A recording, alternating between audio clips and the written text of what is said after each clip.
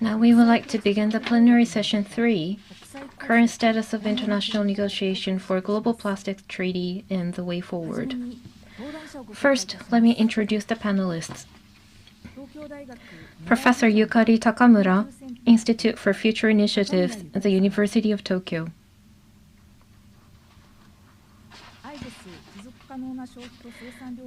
Chika Aoki Suzuki, Senior Researcher and Deputy Director, Sustainable Consumption and Production, IGES. Chochu Diwapori Harn Takura, Program Manager, Regional Center in Bangkok, IGES, who is attending online. Marilyn Mercado, Regional Plastics Policy Coordinator for Asia, WWF.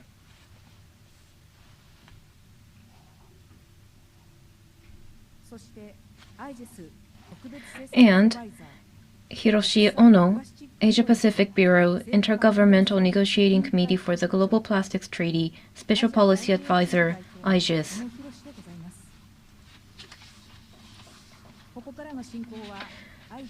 This session will be facilitated by Mr. Ono of IGES. Now over to you. Hello, good afternoon, everyone. And thank you for the kind introduction. My name is Ono. First of all, this session is going to cover the status of international negotiation which is taking place currently for the Global Plastics Treaty. Plastics pollution is the relevant topic in this session. Plastics are particularly drawing attention of the public recently among all the pollutions that exist in the world. And in this session, synergies is the common theme. Plastic pollution is related to climate change, biodiversity, circular economy, and the overall pollution. And with this treaty, we anticipate a potential for a great synergy or synergies. On the screen, I have my slide, which shows the background of this negotiation on the Plastics Treaty. At the top, we have UNEA, United Nations Environmental Assembly, which took place in March 2022.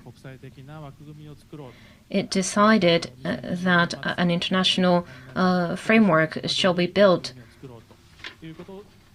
in order to discuss the requirements for this new treaty. From November 2022, the negotiation began. We're calling this INC. It stands for Intergovernmental Negotiating Committee. In Uruguay, France, Kenya, and Canada, 4 inks have taken place so far. And we have one final round left, which is scheduled in November and December this year to be held in Busan, Republic of Korea. This committee will discuss and is hopefully going to reach an agreement. So this treaty covers the whole life cycle of plastics from production to disposal and existing plastic pollution. So it is going to cover a very wide range of topics. Therefore, we have been discussing various issues, and all the issues are yet to reach its conclusion. So we have only one round of discussion left to finalize and reach an agreement, which poses a great challenge for us. Today, inclusive of IGES, and inclusive of treaties in other areas, we have panelists and researchers who are knowledgeable about this area. And we also have a panelist from WWF who, from a citizen perspective, making proposals for relevant topics. We would especially like to focus on, in the final round of discussion of the INC, what kind of outcomes or progress can we anticipate. So I'm looking forward to hearing your bold expectations. Then I would like to move on to the first presentation.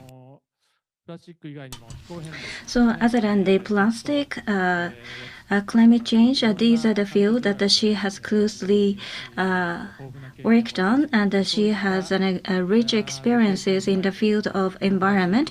Based on her experience, what is a kind of expectation she has on this plastic treaty? Over to you, Professor Takamura.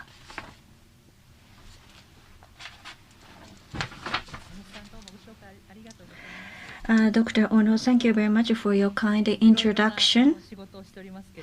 I am working on various areas, but I think this is my genuine work.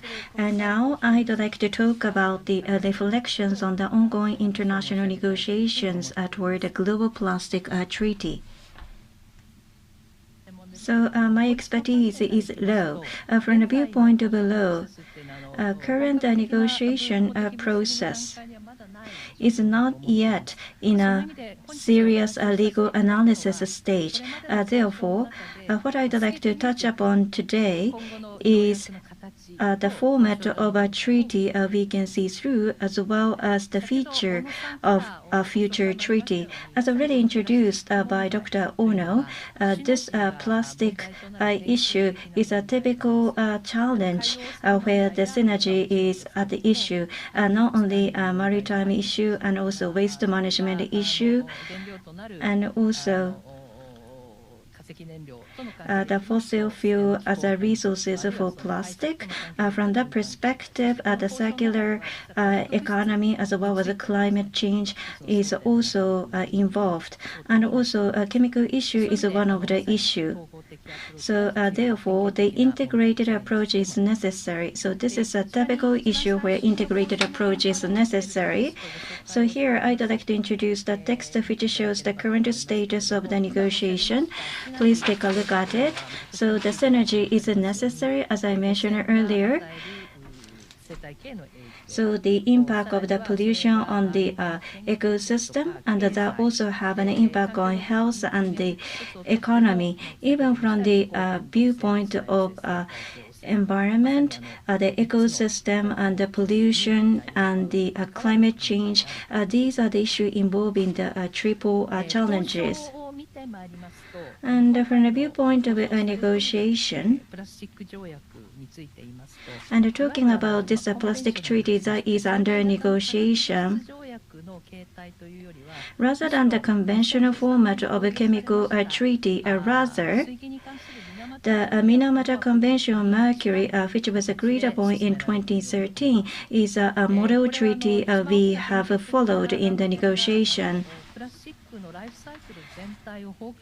To comprehensively review and take into account the life cycle of a plastic, that is the approach that is taken. So UNEA Resolution 5/14, that was the starting point for negotiation, and as highlighted in red, this covers the full life cycle of the plastic. So based on the end-to-end life cycle approach, this treaty is being negotiated. Based on this resolution, this life cycle approach is taken. So when I say the life cycle approach, it means that the covering from the upstream to downstream, from production to the disposal, and the impact of the disposal in terms of release into the environment at each phase. As much as possible, specific actions and obligation needs to be agreed upon. That is the approach that is taken. So I use the term conventional chemical convention. So in those cases, they are heavily reliant on the national action plan of each country, which means that in the conventional chemical convention, they allow the individual country to have some discretion. However, this time we are based on the life cycle approach for the Minamata Convention on Mercury. So if agreement is not reached, so should we leave it unagreed, or are we going to make use of the national action plan? Which format are we going to take? There is a room for negotiation. So what is the current status of the negotiation? Well, depending on the phase or the stages of a life cycle, the level of agreement among the country may differ. This might be taken as granted. At this point, what kind of obligation or the measures should a country agree upon? That is the room for the consideration.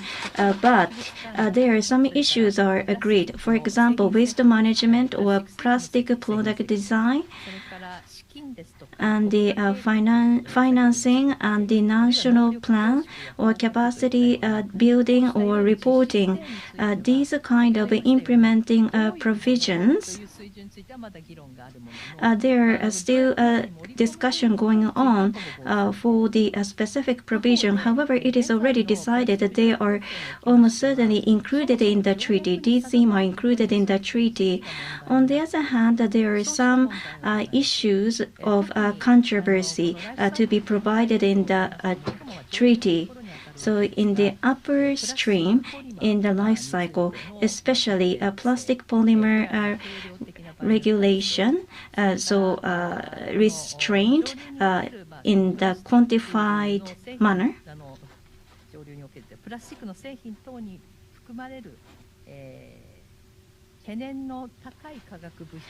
Chemical materials of concerns related restrictions.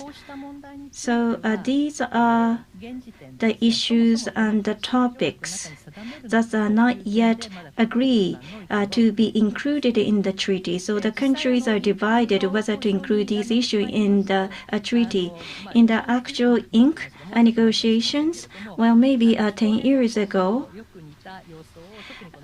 especially as for the upper stream restriction of the plastic, we can see the similarity with the negotiation of climate change negotiation. So Russia or Saudi Arabia, these fossil fuel producers are expressing their objection to the restriction in the upper stream. So toward the future, what are the elements that will have a significant impact on the negotiation? I believe that the U.S. presidential election slated in November will have the biggest impact. So which candidate will become the president? It depends on that. But among the current candidates, if Mr. Trump becomes the president, in 2017 and 2020, we already experienced the Mr. Trump presidency, regardless of environment, but there was no progress in negotiation or environment and other areas. So as Dr. Ono mentioned, and INC5 in November and December, we are aiming for agreement, but so are we going to aim for the low level of agreement on international convention at the INC5, or the low level of agreement is not sufficient, therefore are we going to extend the INC5 or not? So that will be the major issue in the next INC5. And here we have to think about the impacts or implications of U.S. presidential election. Well, currently, There are various discussion points on the plastic treaty. Even if some agreements are reached, probably high level of agreement is less likely to be reached on the high level regulation. And so spending time to build the necessary item agreement, the so-called evolution mechanism, is something we can think about. So based on the progress status of each country may agree on each item. Such kind of mechanism is included. For example, every 5 years, each country will ratchet up their agreement in the Paris Agreement. So this kind of mechanism, how to embed the evolution mechanism, that is one challenge. And another one is that clearly defined target needs to be developed. Especially it is important for the implementation for nations. At the same time, given the context during this time, so once the international agreed, it will be positioned as the social challenges, and those in light of the international agreement, how action should be taken at the corporate level, that will be considered and that will be subject to disclosure. So from that perspective, this agreement may have an impact on the government policy and the corporate activities. Another issue to be considered is that what are the treaties that will have a positive impact on Japan's plastic relevant policy? And another point is that the Asian countries are the heaviest users of plastic. Green are the Asia. And also, these are the heaviest polluters contributing to the marine debris. So how we can come up with the countermeasures concerning this situation. So that is the key. Thank you very much, Dr. Takamura. She has an experience in other fields, including the climate change and the wide range of international affairs, Asia and the world global perspective. She talked about the future challenges and the perspective on this issue. Next, the second speaker is Dr. Aoki of IGES. From the beginning of this negotiation, Dr. Aoki has been involved as a member of the Japan delegation and has observed what has happened so far. So she is going to give you some more detailed issues that are being discussed in the negotiation. Dr. Aoki, the floor is yours. Thank you very much. My name is Aoki. Can you please pull up my slides? It is not flipping to the next slide. So as Professor Takamura has just given you the overview, and as Ono-san just introduced, I have been involved in this negotiating committee from its round one. So I would like to talk about the details as well as the path forward for this INC5. As you can see on the slide, we have held 4 rounds of discussions at INC. In the first and the second INC, each country had more opportunities to state their own situations and views. In INC 1, we covered health, ecosystem, human rights, and end or eliminate pollution. We focused particularly on the challenges that are faced by each country. And then we discussed what kind of approach we need to take to negotiate for this treaty in the second round of INC.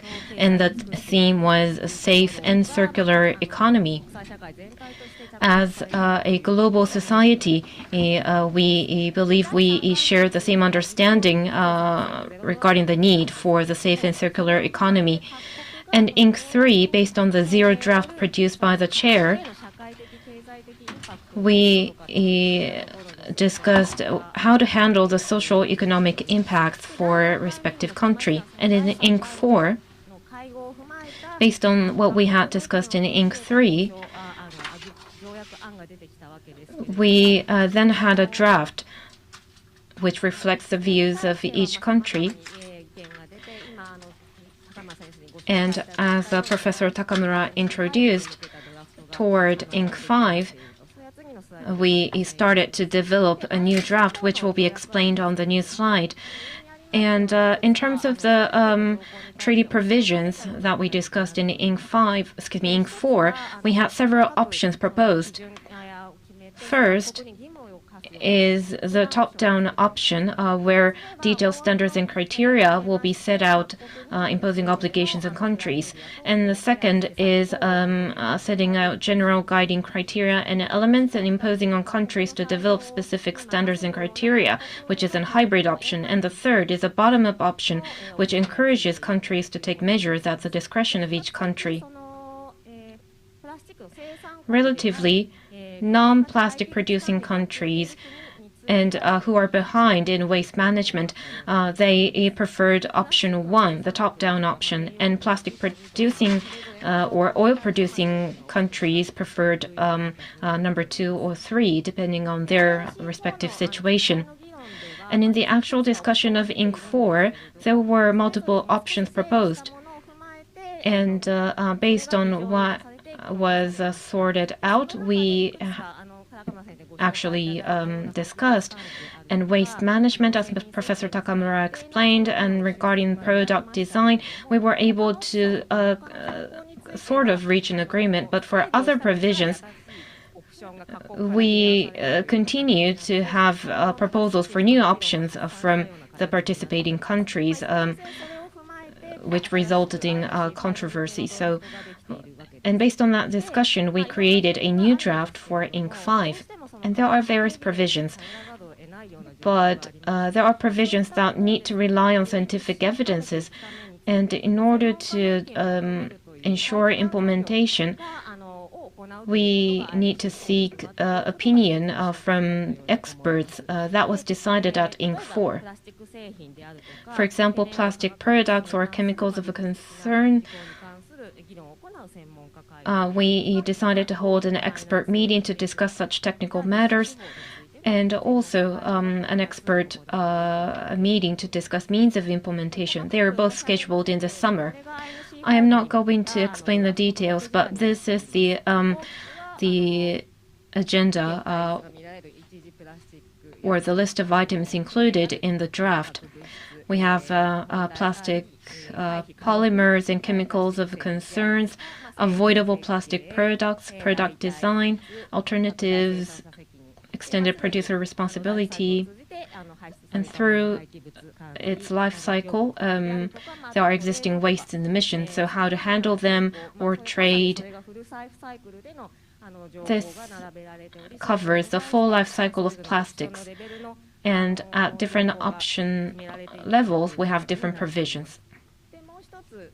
And then on top of it, we have financing, national action implementation plans, reporting on progress of implementation.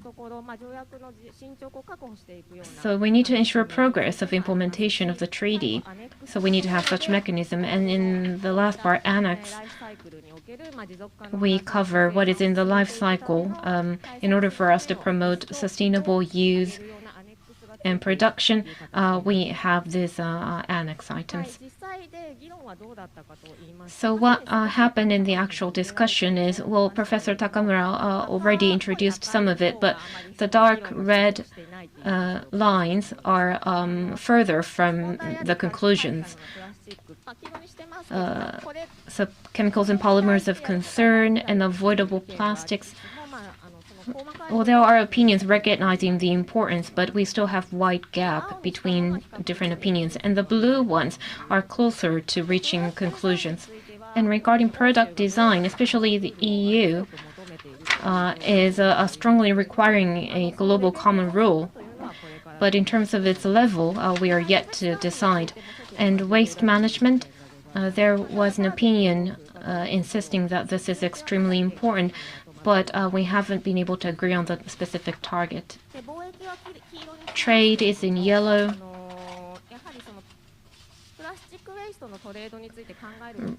It is important to think about trade of plastic waste. And regarding chemicals and polymers, how should we trade them? We had a more conflict of opinions among the members. Based on such discussion, from the attendees in the UNEP Secretary General, they commented that we need to start and strengthen. That means we first decide on the framework, and based on scientific evidences, we need to strengthen what we are doing. Regarding this approach, many of the attendees agreed and recognized the importance. That is my impression. Toward INC 5, we want to ensure safe and circular economy. We have primary plastics, polymer and chemicals of concern, problematic, avoidable plastics, product design, waste management, emission, and APR, extended producer responsibility. I believe these will be the key points. Regarding primary plastic, as I introduced, plastic producers and oil producers are against this idea. But initially, in the UN Environmental Assembly resolution, it said that we need to ensure sustainable production as well, not only the use.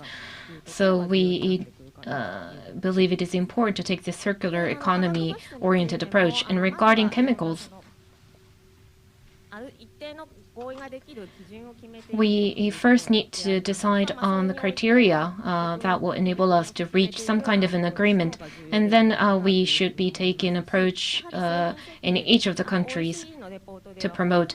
According to the OECD report, this is said to be the most cost-effective measure, but we need to decide on certain criteria. Regarding waste management, this needs to be promoted by each country, which will require infrastructure and mechanisms. So because of the time constraints, I would like to jump to the summary toward INC 5. First, we need a set of obligations to promote sustainable production and consumption. And based on those obligations, we should promote and strengthen country-driven measures. National plans and mechanisms for continued reporting is needed, especially for the developing countries. We need financial or funding support to enable those measures. And regarding primary plastics and product design, I emphasized earlier that we also need to establish a subsidiary body to gain scientific evidences. That is going to be one of the key points for the future. And what I talked about today is available for you as IGES briefing note in details, which is on the IGES website. So I hope you can check this at your leisure, and I'm looking forward to receiving your feedbacks. Thank you so much for your attention.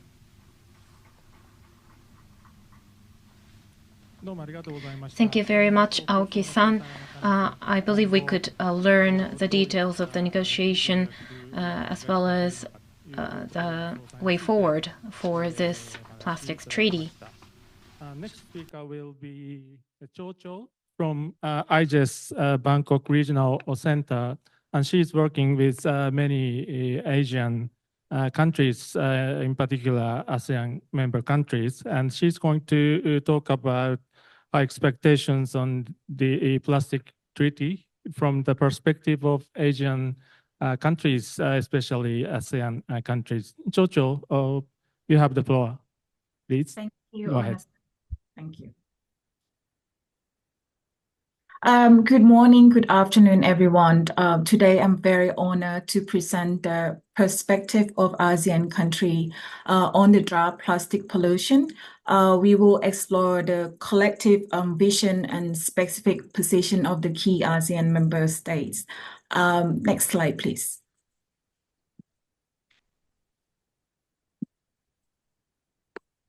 For Vietnam strongly advocate for policies supported by scientific evidence and sustainable production practices. They also emphasize the need for effective plastic waste management system and support EPR as a key mechanism to encourage recycling and reduce the environmental impact of waste. This also aligns with their broader goals of promoting sustainability and responsible waste management as well. Next. For Malaysia emphasized that the implementation of the treaty should be nationally driven and aligned with existing international provisions. They also highlight the critical importance of product design and performance to minimize environmental impact.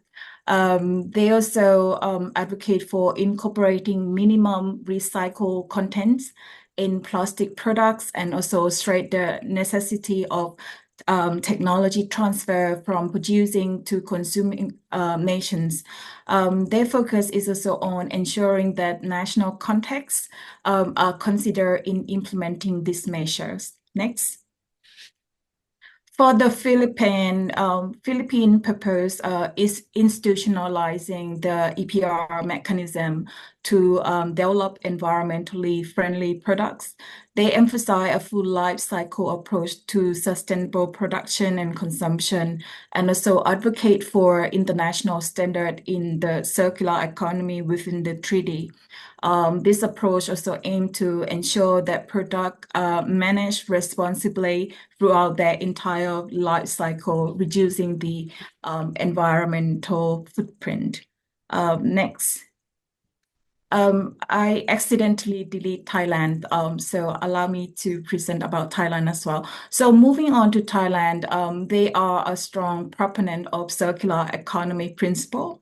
They support the reuse, repair, and recycling of materials. Thailand also emphasized the importance of common but differentiate responsibility, or CBDR, to ensure that exception to the treaty provision can be based on national specific circumstance. They also stress the need for technical and financial assistance to help country to comply with the treaty requirement as well. Additionally, Thailand also proposed changing the term life cycle to life cycle of plastic waste to ensure comprehensive management of plastic waste from production to disposal. In terms of the implication of the negotiation to ASEAN member states, addressing the global effort to manage plastic pollution, there are significant gaps that particularly affect the ASEAN countries. One such gap is the need for a clearer definition and operationalization of the CBDR. This principle is crucial because it recognizes the capacity of countries to address environmental challenges. For ASEAN, a region with diverse economic profile, this means that advocating for flexibility in the implementation of the treaty obligation to accommodate each country specific developmental and environmental context.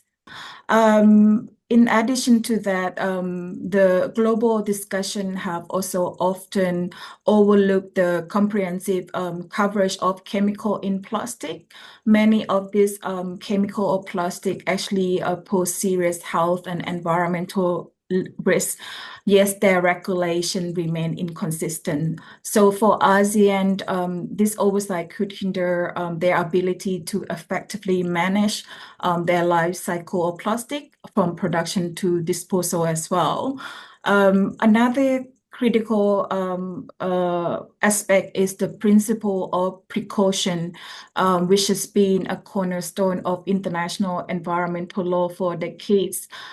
This principle omission from key resolutions suggests that a gap in the global commitment to prevent harm before it occurs. But for ASEAN, embedding this principle in the treaty could strengthen environmental safeguard and ensure that emerging threats from plastic pollution are managed proactively rather than reactively. For the trade issue, the life cycle of plastic is related with the international trade, yet existing global trade rules, such as those governed by the WTO, often do not have account for the environmental consideration. So this can lead to some kind of conflict between trade policy and environmental objective. For ASEAN, aligning this policy is very important to ensure that environmental standards for plastic do not become trade barriers, but rather facilitate sustainable trade practices. Next. To conclude for my presentation, it is clear that the ASEAN countries share common goals and priority when it comes to addressing plastic pollution. This nation emphasized the importance of sustainable practices, CBDR, EPR, technical and financial assistance, international cooperation and harmonization, innovative solution and technology transfer, and also just transition to tailor their unique circumstance. And this also highlight the need for flexibility within the treaty to accommodate diverse economic and environmental contexts as well. Thank you very much. That's for my presentation.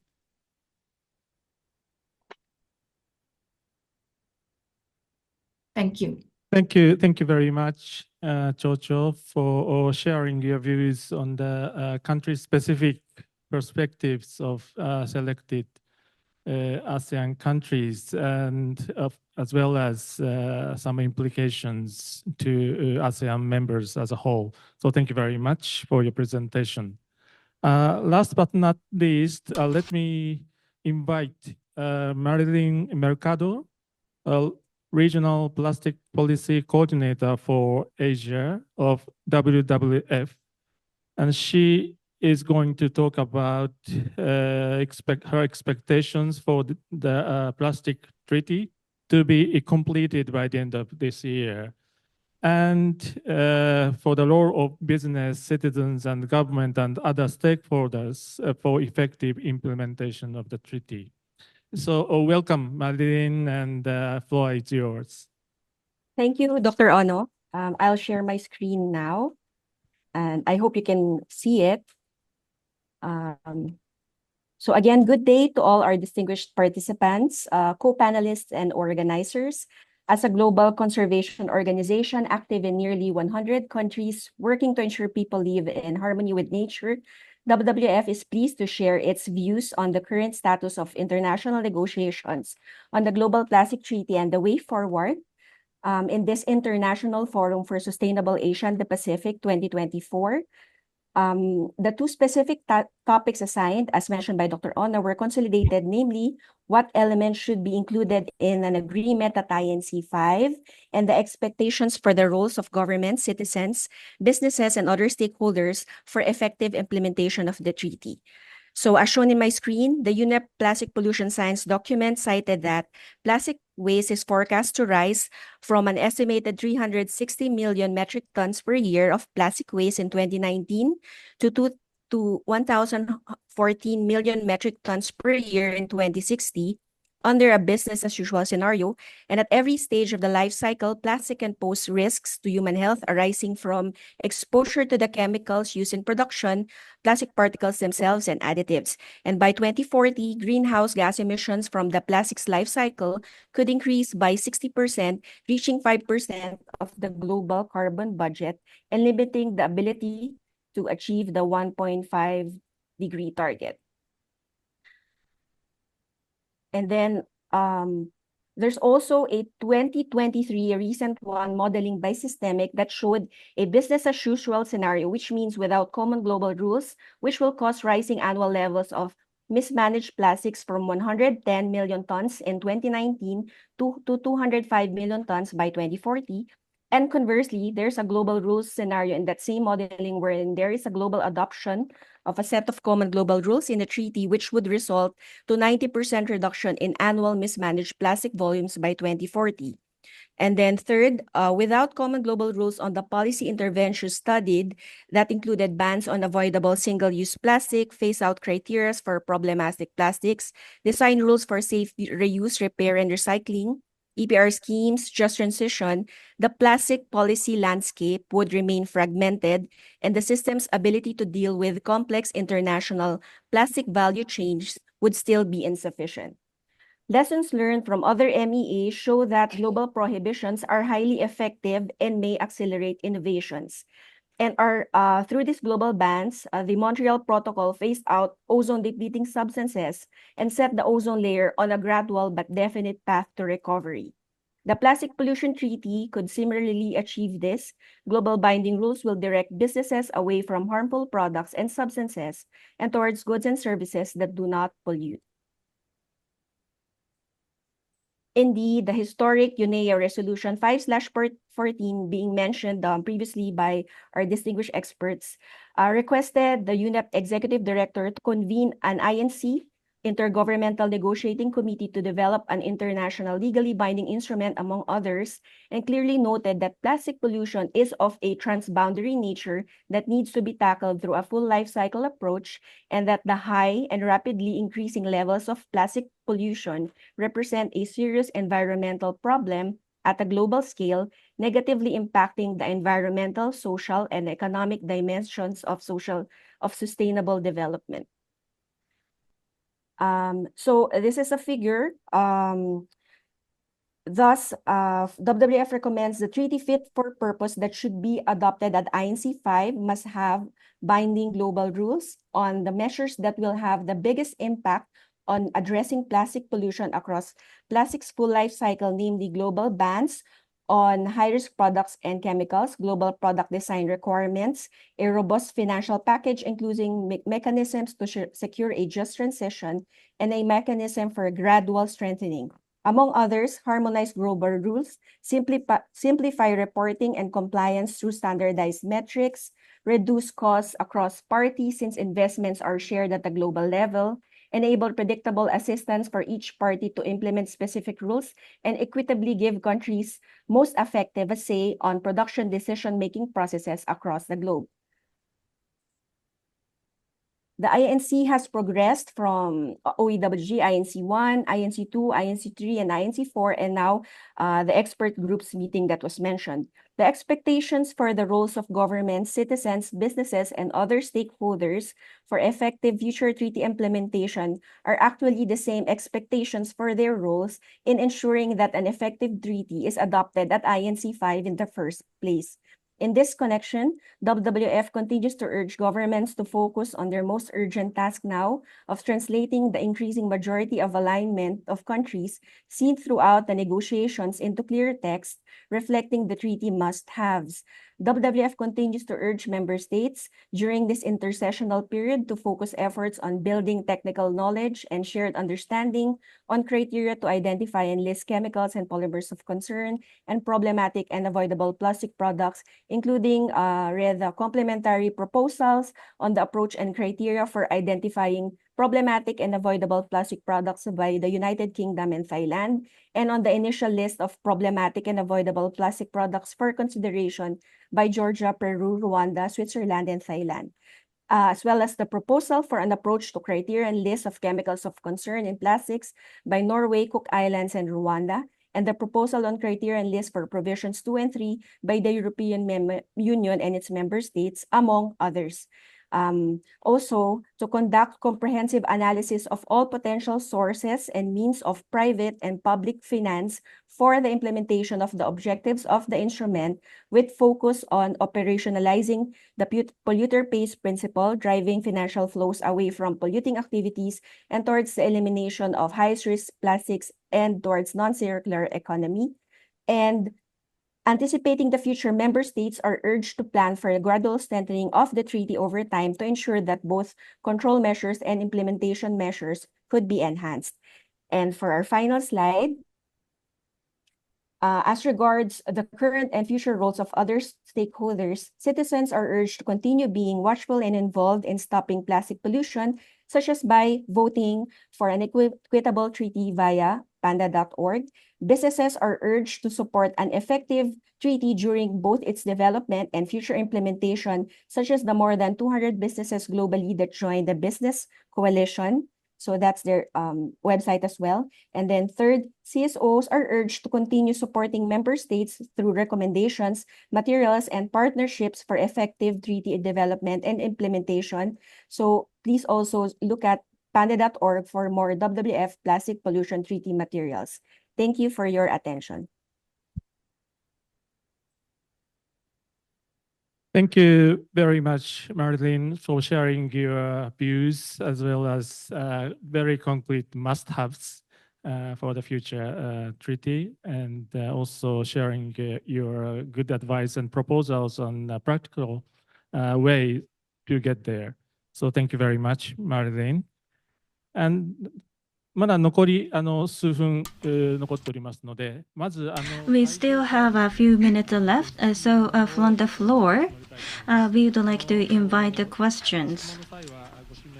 So please identify yourself with your organization and name, and before asking question, and also please identify to whom your question is addressing to.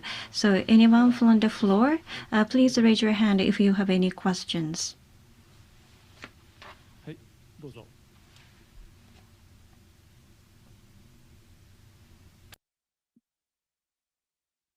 マイクが向かいますので。So microphone is on the way.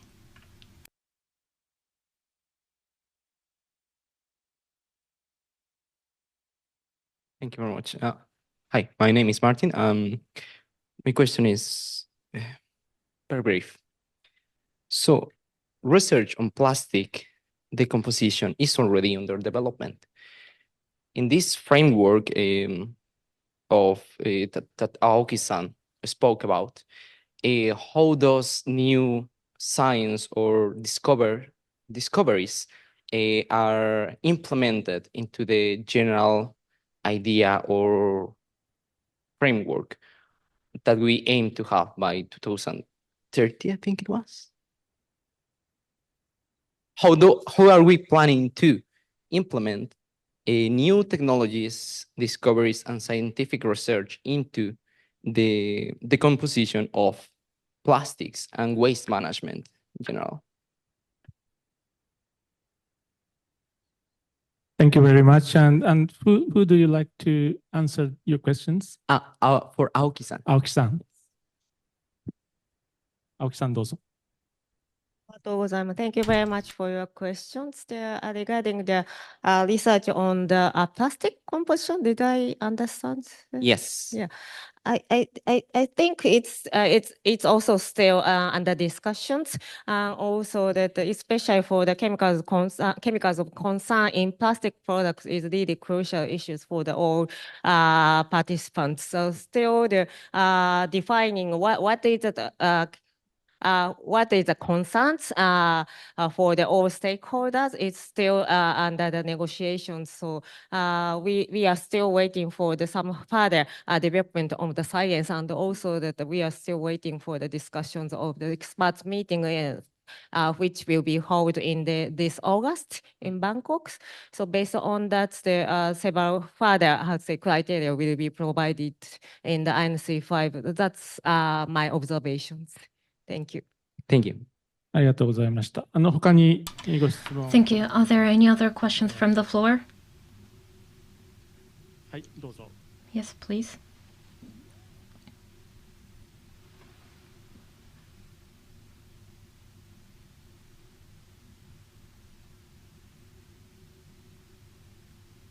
Thank you very much.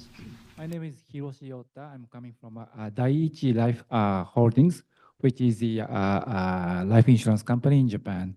And my question is maybe to Takamura Sensei. You mentioned about the Japanese policy regarding the plastics on the international negotiations, and also you mentioned about the possible impact of the U.S. presidential elections.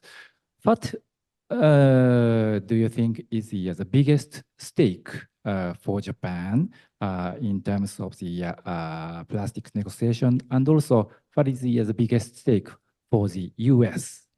Thank you very much. はい、ありがとうございます。それでは高村先生、お願いいたします。And then Professor Takamura, please. Thank you very much for your question.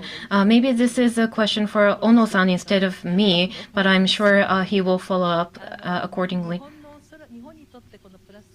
So for Japan, how we position this plastic treaty negotiation is, well, in Japan, Blue Ocean Vision that hosted G20 has placed importance on this policy. So this is my expectation. But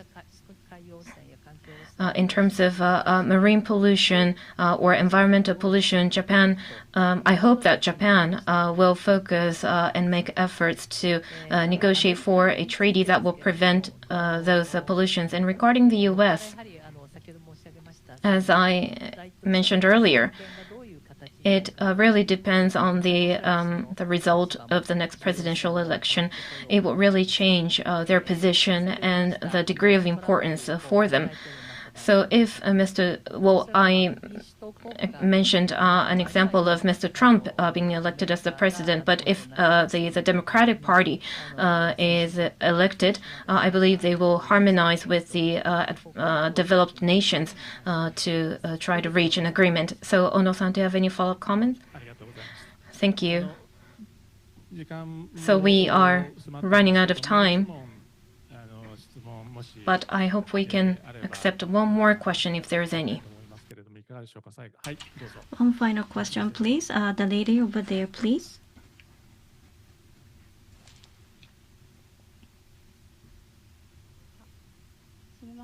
Nice to meet you. I am Honda. Thank you very much for your presentation. Speakers from overseas as well. 日本語で質問いたしますけれども、私は普段神奈川県の一級河川の So, in Samami River, first degree river in Kanagawa Prefecture, I collect the garbage, and that is why I am interested in the disposable single-use plastic. Among the problematic plastic, in terms of the state of negotiation, it was color-coded as yellow. Within the negotiation of the conference, disposable plastic as well as exposure. What is the stance of each country? This is an overall question. What is the positioning of Japan and the view of Japan? And what is the view of ASEAN? Any thoughts? Thank you very much. So on Japan, Aoki-san, and from ASEAN, I'd like to ask Chocho-san to respond to this question. You are going to answer. And then from Japanese perspective, my colleague Aoki-san will answer. Thank you very much for your question. As for the single-use plastic, this is the plastic of concern or avoidable plastic. So we have to decide the definition of what is avoidable. So the negotiation is stuck. So in bracket, the single use, that term is included. So many countries have a recognition that those single-use plastic or disposable plastic is the plastic of concerns.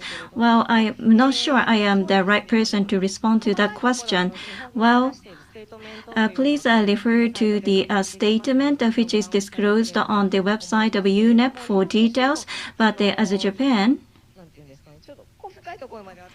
well, I cannot be explicit in details, but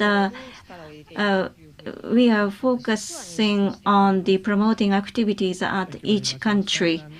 Could you answer in the very brief answer, just 1 minute?